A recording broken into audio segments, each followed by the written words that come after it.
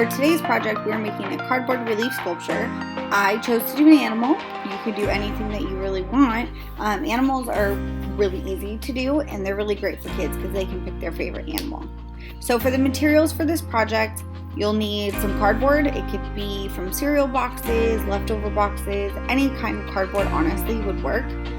Paint, I prefer acrylic. It dries quickly, it covers well, but if you don't have acrylic, tempera paint would be fine. You just might have to do some multiple coats.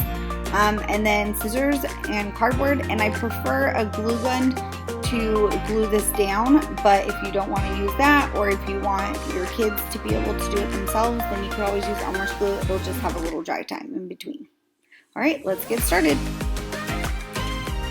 The first step to this project is to cut out all of your cardboard pieces. So I grabbed a big piece of cardboard and cut my back, and then from there I decided the size of my kitty cat. I looked at a coloring page to kind of give me an idea of the shape of my cat and what I wanted it to look like, and then I just went from there. I drew all over the cardboard all my pieces, and then I cut it out. If you have really thick cardboard, there's this really cool knife. It's called a canary knife that they sell on Amazon that can cut through thicker cardboard a little bit easier. I chose some thinner cardboard sheets just to make it easy to cut with some regular scissors. And then I chose to do fish in the background, kind of as a little bit of a joke for the cat, but you could do anything in the background.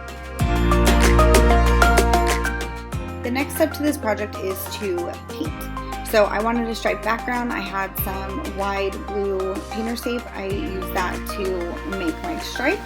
And then I went through and started painting all of my fish, and then moved on to the various different pieces of my cat. I prefer acrylic paint for this, like I said before, because it dries really quickly. These paints that I have, they're great little 0.7 ounce paints from Dick Blick that I use for my intermediate art students. I think there's like 48 colors, so it gave me a wide variety of what I could use.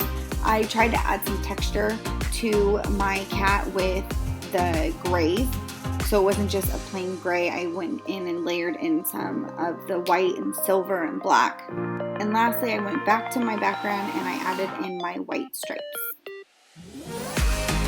The final step to this project is assembly.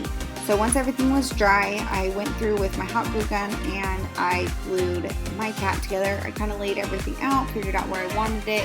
I put the various pieces of the nose together because that was 4 different layers. I went through and glued it all down.